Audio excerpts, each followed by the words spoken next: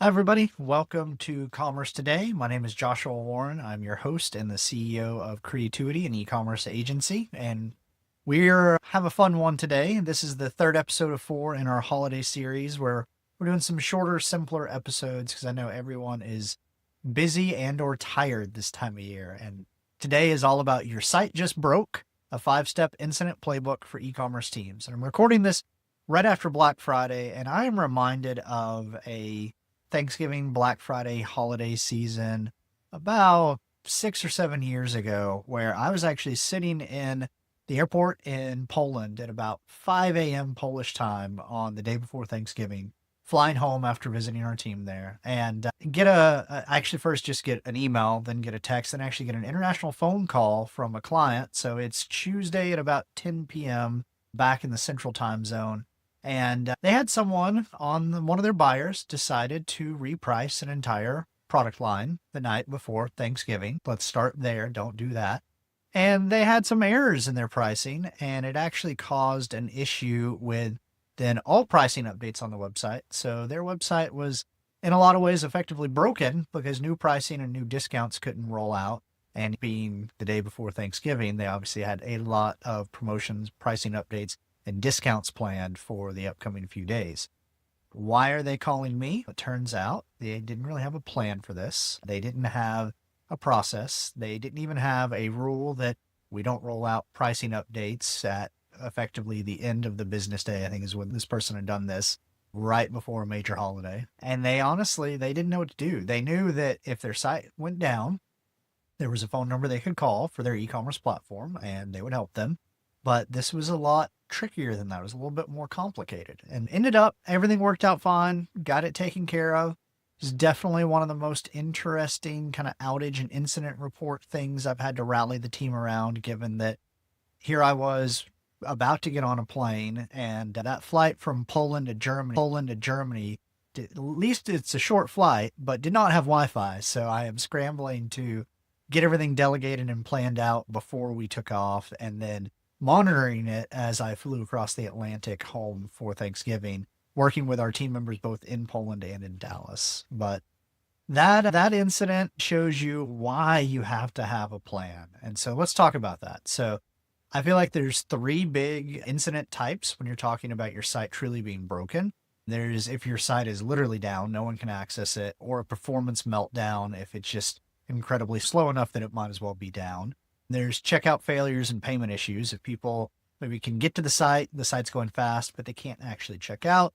And then the story I just told, that experience, that was the third category. That's data bugs. So pricing is wrong, inventory is off, a bad promotion has gone live. A while back, we talked about, and there was an episode here on Commerce Today when I believe it was Cartier had some earrings that their currency conversion broke, and these like $20,000 earrings were sold for $200. So that would be a data bug.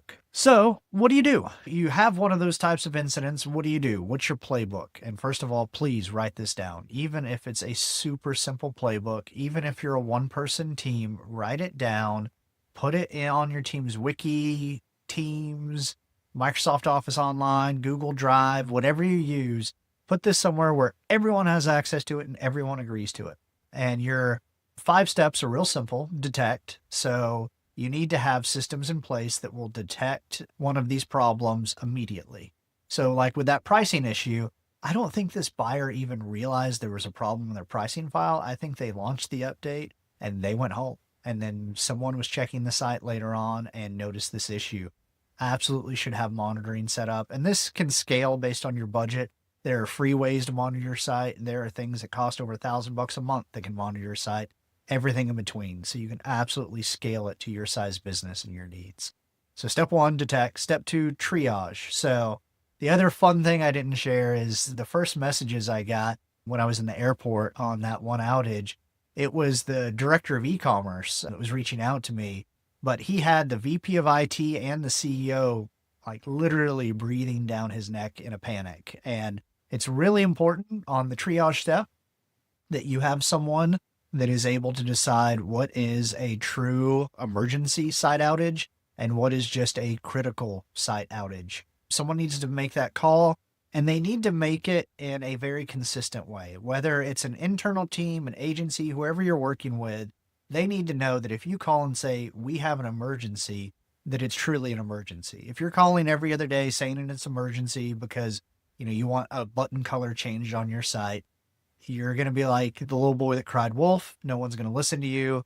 So super important that you triage these incidents really well. And part of triaging is figuring out what is the simplest, quickest fix. What can you do in the case of this pricing issue? There was a decision to be made of, do we try to fix it to where this can never happen again? Do we just turn off the products that were priced wrong? Or do we run a patch that literally just fixes the prices that were wrong, but we don't worry about the long-term fix yet? And it's real important to be laser focused when you're triaging both the severity, but also the fix that you're willing to accept when you have one of these critical live issues. Third step in your playbook should be communicate. So how do you communicate? Who do you communicate with? If it's something that you need to get a message out on your site, and sorry, as part of the special holiday issue, you are going to get to meet my cat, Bonkers, and he is now going to get out of my office so we can finish this episode. Back to communicating though.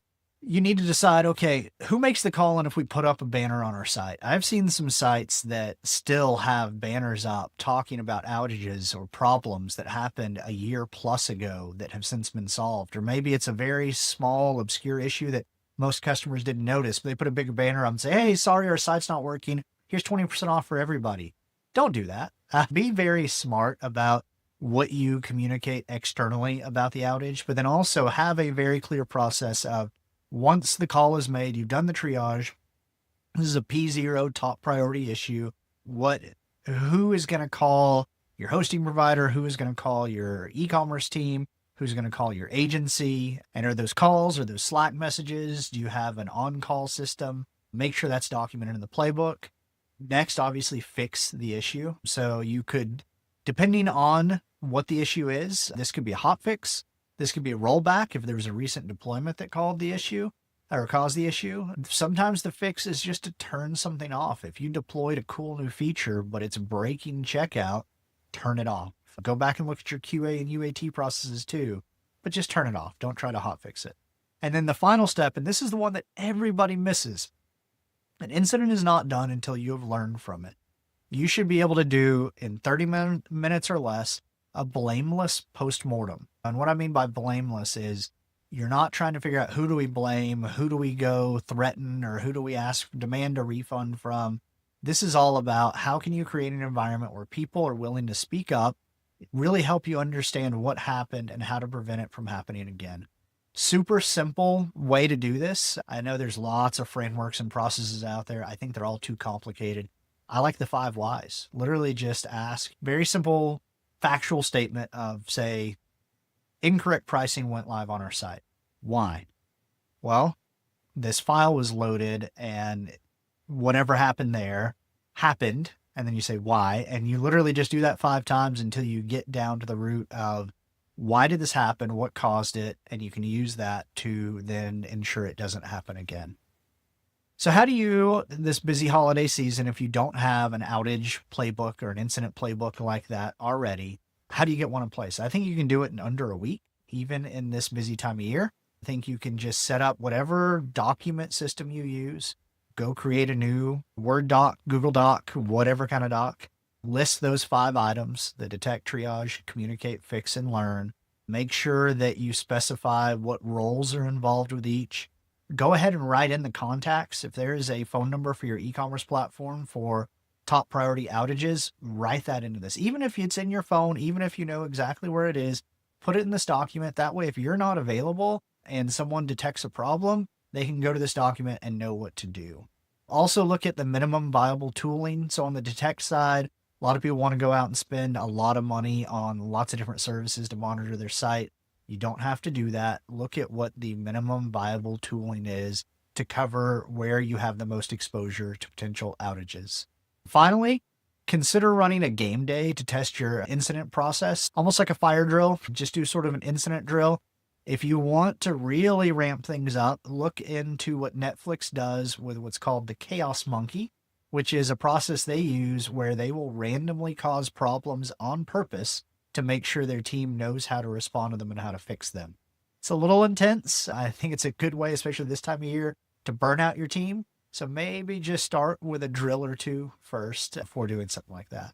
I hope you enjoyed this episode. Interruption from the cat and all. Maybe that's how I can prove to you that I'm not an AI and that these are real human recorded episodes by having my cat appear in them. Of course, I'm sure AI knows how to generate a pretty realistic cat these days too. That aside, this is the third episode in the series. We have one more coming up next week called Beyond One and Done, a simple ladder for subscriptions and replenishment. And I will see you then.